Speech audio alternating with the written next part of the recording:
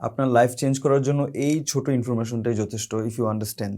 আপনার মোটিভেশন না থাকলেও কোনো অ্যাকশন শুরু করা আপনার পক্ষে সম্ভব।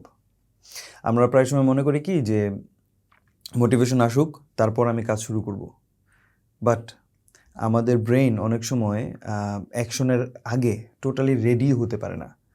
ঠিক আছে, ছোট একটা অ্যাকশন নিলে পরে ধরেন আমি একটা কাজ করব, এইটা হলো আমার পুরো কাজ, আমার ব্রেন এই কাজটা শুরুই করছে না, এই প্রসেসে যাচ্ছেই না, আমি মোটিভেশনের জন্য অপেক্ষা করছি, কিন্তু সেই মোটিভেশনের টাইমটা আর আসে না। তো এই জন্য কী করতে হবে, ছোট একটা কাজ, ওই কাজের ছোট একটা অংশ, একেবারেই ছোট একটা অংশ আপনাকে শুরু করে দিতে হবে। তখন আপনার ব্রেন এই কাজটাকে একটা চলমান প্রক্রিয়া হিসাবে ধরে নেবে এবং সেটা কমপ্লিট করার চেষ্টা করবে।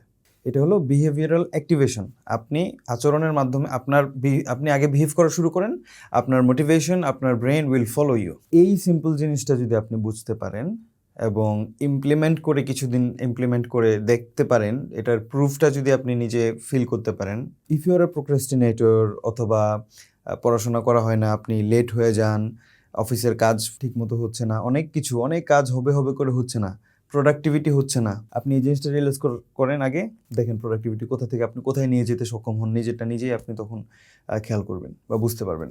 ঠিক আছে, তো এখানে ফান ফ্যাক্ট হলো এটাই যে আপনি কাজ শুরু করার আগে আপনি যতটা নিজেকে, এই যে একটা ফিলিংস যে মানে কাজটা শুরু করা হচ্ছে না, এটা হলো নিজেকে আসলে একটু একটু অসহায় মনে হয় যে মানে হচ্ছে না, কাজটা শুরু করা হচ্ছে না। এটার পিছনে বড় কারণ কি, আপনার ব্রেন আনসার্টেনিটি পছন্দ করে না। মানে নতুন কিছু মানেই তো একটা আনসার্টেনিটি, তাই না? কিন্তু যখনই আপনি মুভমেন্ট শুরু করে দিয়েছেন তখন ব্রেন সেটাকে আর থ্রেট হিসাবে দেখে না, সেটাকে already say in the process, in the journey, ঠিক আছে, এইভাবে ইন্টারপ্রেট করে।